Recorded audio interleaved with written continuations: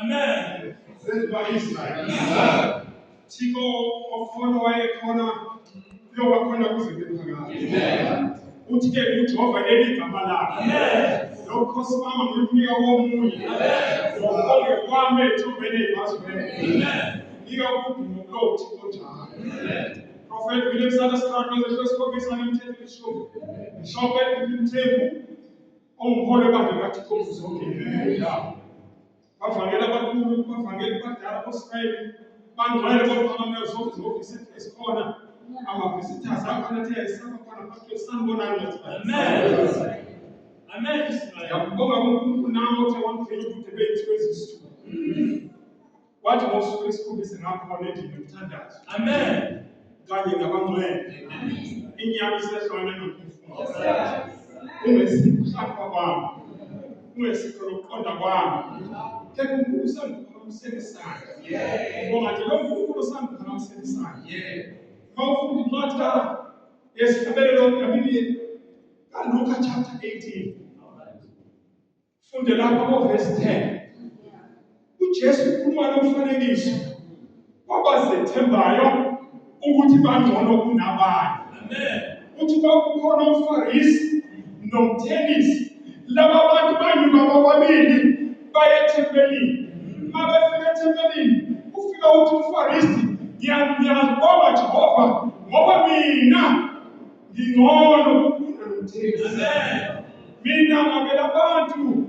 okuningi mina ngifana nomthelisi angisiyi umpheki kodwa nansi indaba umthelisi uthi umthelisi wasaba ukubheka ngasezulwini ngoba sazi ukuthi ungabuyi izono zakhe wathi inkosi iba nomusa kimi izothi ngiyambonga uNkulunkulu ukuthi kuze bemanje usenomusa kimi amen Israel ithi-ke incwadi kaJohn chapter 9 kodwa siyazi Jehova awuzizi izolo kodwa uthi uma iphenduka wena njalo uyamuzwa ngiyabonga uNkulunkulu ukuthi ungizwa noma ngunini kodwa mawubheka isisuku sobangabuye uyamuzwa njalo nawe indaba ikaphela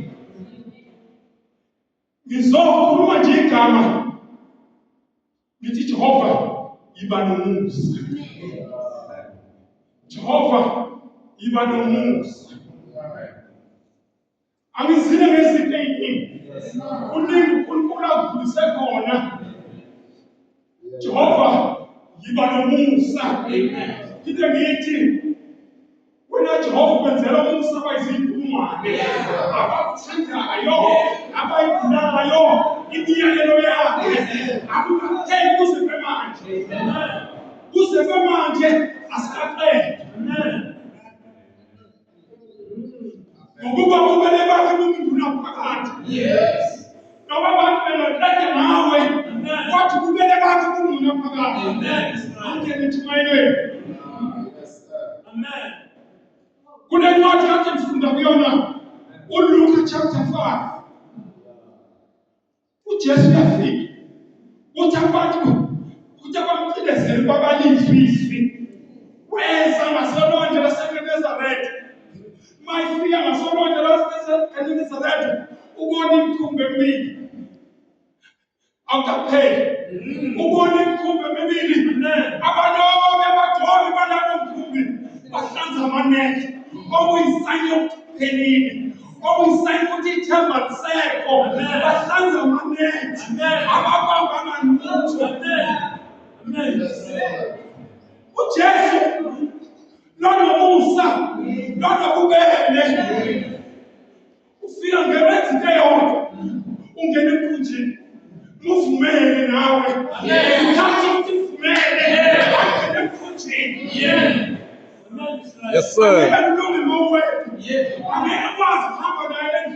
Yes, sir.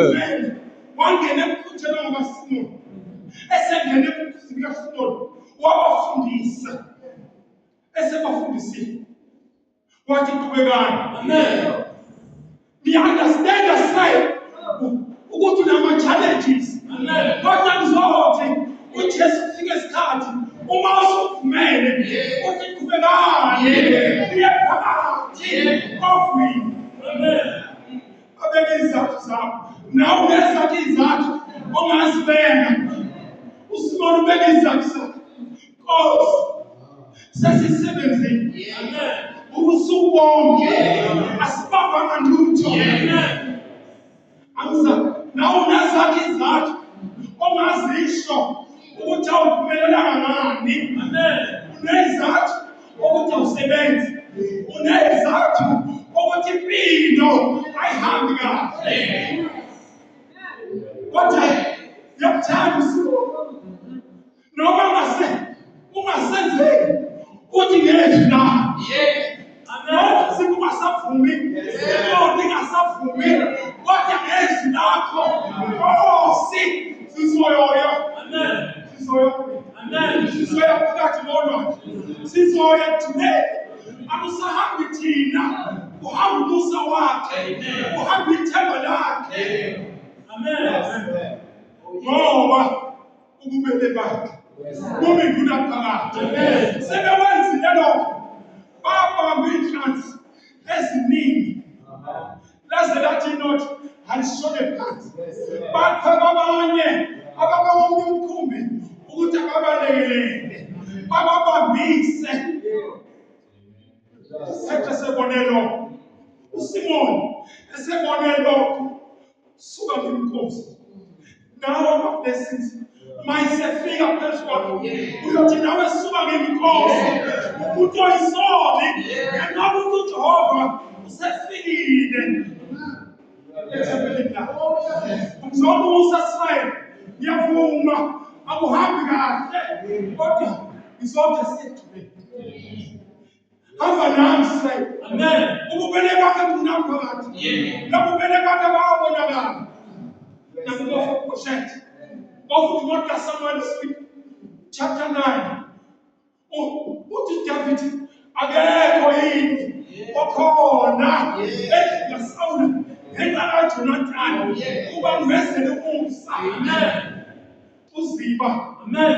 Naye wazama umlando wathi khona oyinyonga. Uthi uDavid akekho nokhona endlini yaSawule ngenxa kaJonathani kuba ngivezele umsa. Uyazama usibuchaza uthi nomunye angazi izinto ezilima zibe zingaki.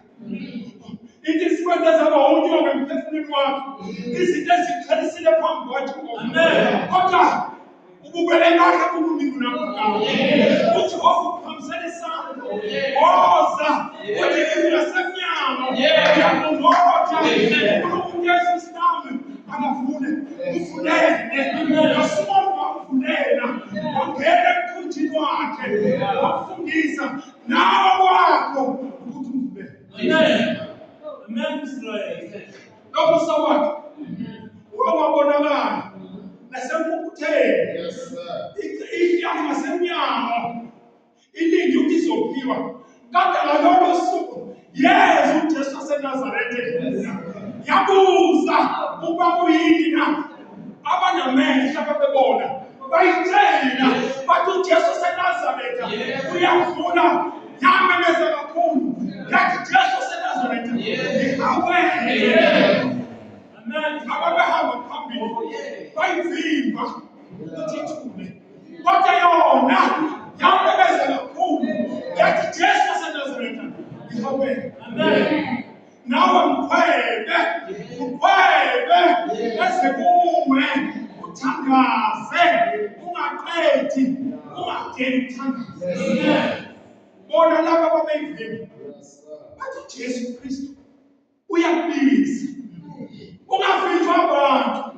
uJesu Kristu waseNazaretha ubiza wena akanandaba ukuthi uneyinkinga enje okwakhe woza ngizothi mvulele sebekwenzile lokho baba ngitha eziningi kunezokuqala wazathi suka kimi Nkosi uSimoni umuntu oyisoni lo muso ngaka angifanele uma uNkulunkulu sekunika into zakho. Uma uNkulunkulu esefikile empilweni yakho, mawusumuntu uqhelile, wamusa, wathandaza, ufike uNkulunkulu. Ngibezela umusa, abayizimfulumane, abazithandayo, abayigcinayo imiyalelo yami, woza kuye, uyakubiza kufuneka. Amen. Basayeli, ingwabona imkhumbi emibili, bahlanza amanethi, baqedile. Angazi empilweni yakho yini lento wenza ukuthi ushaye izandla ngoNkulunkulu, umdelele, uthi uNkulunkulu akasekho, uzulahle ithemba. Ngizothi namhlanje mbizi. Amen. Empilweni yakho. Umamukele. Uzobamba Israyeli. Uzobamba Israyeli. Bese uSimoni suka ngembuzi. Ngumuntu oyisono. Amen. Amen.